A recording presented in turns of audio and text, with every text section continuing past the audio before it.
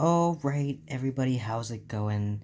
Sorry, here with another action figure review. Today we're going to be taking a look at the Star Wars Black Series Jedi Knight Obi-Wan by Hasbro.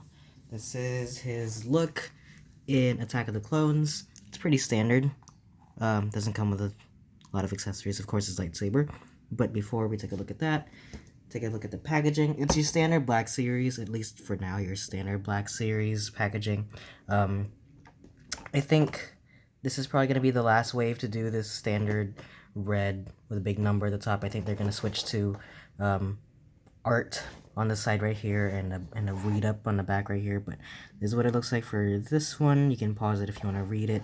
A big font on the side, which I think they're also getting rid of, which kind of sucks. I actually really like how minimalist the design for the Black Series figures are, actually. But that's what you get. Oh, and this is the same art of Ewan McGregor as seen in Attack of the Clones. And I was looking at this art and I thought, I remembered his look being a bit more, not unkempt, but his hair being a bit longer and like more in his face. But I looked at some pictures and yeah, it's pretty much on his, it's pretty much full on mullet. Like it's behind his ears the whole time. His hair's very long, but it's not unkempt. It's very, I guess I guess kept is what you would call it. But in Attack of the Clones, he goes full Jesus. He's got like the long flowy hair, full on beard, the tunic or the robes, whatever. It's the same one that he has in Revenge of the Sith, except he's got a white undershirt on, except instead of the dark brown one, and he's got like a lighter colored pants. I think the boots are the same, but Obi-Wan's outfit doesn't really change all that much between the prequel episodes. Pretty much wears the same standard robes as always. The only accessory he comes with, of course, is his lightsaber, which is the same lightsaber he has in Attack of the Clones. I actually prefer his Episode 3 lightsaber, but this one's fine. I don't know, I just don't like the big red button on this one, but this is okay. It's well painted, it's one solid piece, and I'm pretty sure you can take that out too. Can you? Watch me break this shit. Yeah, you can take that off. And it comes with a little thingy right here, so you can attach it to his belt loop right here, in case you want him to store it. This is a feature that I actually had no idea existed in Black Series figures until much recently. But yeah, the fact that you can take off the actual lightsaber, and it pops on pretty decent right there. You're not gonna worry about it being loose or whatever. But I wouldn't do it too much, is all I'm saying. He does hold the lightsaber pretty well. It's a bit loose, actually, now that I'm looking at it. It came on way too easily, but it's not like you're gonna move it around all that often. Like, it's not gonna fall out of his hand. But as far as the figure itself goes, it's very good. That's pretty much it. There's not a lot of paint work to be done on here. Most of what you're really going to be looking for is the photo reel. I actually prefer his look in Episode 3, just because the darker colors I feel like pop a bit better than the white shirt. But they have not made an Episode 3 Obi-Wan with the photo reel, and this one looks amazing. Like, I saw the Episode 3 figures. I think Episode 3 was one of the first waves they came out of, and it looks awful. Like, the painted on eyes are just awful. But the sculpt work on this is really good. The paint due to the photo reel looks really nicely. And this figure is like, what, $26? I think it looks better than the SH Figure Arts one. I think just for the price that you pay. The tunic, I heard that this figure actually comes with a lot of reused parts, which, I mean, that's what you're going to get with the prequel figures, since everyone's wearing the same Jedi robes except different colors. But if it ain't broke, don't fix it. And they have like texture work all over the whole outfit. The boots are a different material, or like it looks like a different material, like it's shinier. There's even some texture work on the pants as well. Looks really good. The tunic on top of here is like a soft overlay on top of the actual mold, so this is all soft, so that doesn't get in the way of any articulation. Same goes for, oh, I don't like the way that felt. Kind of did something when I put that arm down. Same thing for the tunic down here. It's very soft, not gonna get in the way of the articulation. Speaking of which, Obi-Wan here has a ball joint on the top of his head, sorry, on the top of the neck, and I think it's also a ball joint in the bottom of the neck, but it doesn't really have a great range of motion. You kind of just bob it back and forth, but it does move at 2 points if that's what you're looking for. You can get a bit of attitude right there. Like you saw me doing earlier, the arms go up that much. You can go all the way around, obviously. Single hinge at the elbow goes a little bit past 90. The hands swivel and they go in and out. They're cut the same way, which is unfortunate because I wish the lightsaber hand would go up and down instead. But not like you could do much with the giant robe thingies anyway. Robe thingies. Sleeves. What the hell am I talking about? The sleeves. You don't really get a huge range of motion with the sleeves anyway, so what's the point? But I guess you could turn it this way and get a bit that way. But in any case, the waist is on a ball joint, which I really enjoy. I hate the swivel.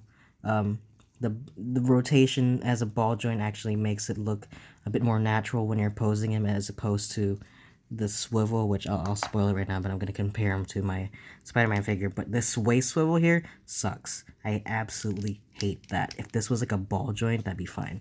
But I guess they are also able to hide the joint a bit better because of this tunic on top of it, but that's fine. Leg can go forward that much, can go back that much. It's on a weird like ball joint thing. So you kind of have to kick it forward, and if you want the leg straight, you have to turn right there. So luckily there is a swivel at the thigh for that. So it's not going to get in the way of articulation, but be warned about that. 2 points at the knee. I heard they're getting rid of this. They're switching it up to a single knee joint, which I'm perfectly fine with. I mean, the double knee joint, you don't really need it. I just noticed there too, the paint kind of chipped off right there. So be wary about that. No thigh cut, not at all. Foot goes forward that much, goes back that much, and there is an ankle pivot. Pretty good range right there. And there's peg holes, which they always put at the very front. And they don't ever come with a base, which I think they should, just for some poses, which, I don't know, kind of helps. I bought the NECA bases just to help them stand, but it doesn't really work all that well, because the peg holes are a bit slightly too big for the pegs are too slightly big for the peg holes that the Black Series figures comes with. Overall, though, Obi-Wan is like my favorite character from the Star Wars series, so I'm a bit biased. I like his Attack of the Clones look a lot just because of the long hair. I mean, it's Obi-Wan. What's there to hate? Just to compare it with another of the more recent Black Series figures, I have the original Mandalorian figure, which here, let me move him closer. Mando stands a bit taller, but you know, I would assume so. He's wearing like a bunch of armor on top of him.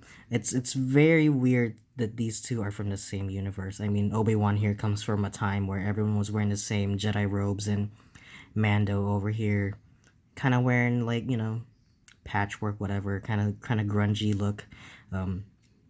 Different characters, same universe, just worlds apart, and I admire that in Star Wars. They just never took advantage of it. And like I showed you earlier, here is the Spider-Man PS4 Marvel Legends figure. Well, I just noticed something on his head. Same company, different line. I prefer the Star Wars figures, actually, as opposed to the Marvel Legends. I don't know. Something about the Star Wars figures just feel a bit more sturdy. Maybe the proportions they're working with. I don't know. Even the movie figures feel kind of less sturdy compared to the Star Wars figures. I don't know. And also just the material they use here feels a bit less shiny, I guess. Oh, and one thing I did forget to point out is that when I did get it, there was like a slight imperfection in the photo reel. Let me see if I can get it to focus. You can't tell it right now because I scraped it off, but like right above his left eyebrow, there was just like a splotch of paint, which I was able to scrape off very, very carefully. So hopefully that's just like that's just a me kind of issue and not not a standard for the line. But overall, though, this figure is super, super good. I love Star Wars. I love the Star Wars figures. I'm really glad we get them in 6-inch scale. Looks good. I wish he came with Jedi robes, which I'm gonna remedy by buying some custom robes from Rebel 10 Customs.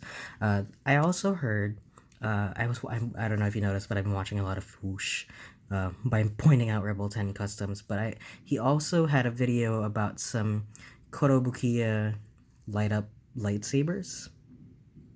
Those things are like closer to 40 bucks though, so I'll have to think about that, but it does work with Black Series as well. I think it would look really great with this figure as well. But that's it for me overall. Again, I love Obi-Wan. It's a pretty standard figure. I think if you're gonna grab Star Wars figures, you can't really go wrong with the Black Series. They have pretty decent articulation. The SH figure arts are just slightly too overpriced for me. And the photo reel, I mean, the one thing that you're really looking for between these two lines is the face sculpt. And, you know, Hasbro started out rough, but if you look at what they're doing now, the face sculpt is pretty good. So, overall, I'd say buy it. If you're a fan of Obi-Wan especially, buy it. And if you're just a fan of Star Wars in general, I'd say buy it too. Can't go wrong putting Obi-Wan on the shelf. But that's it for me. Thank you all so much for watching, and I'll see you guys on the next one. Bye-bye!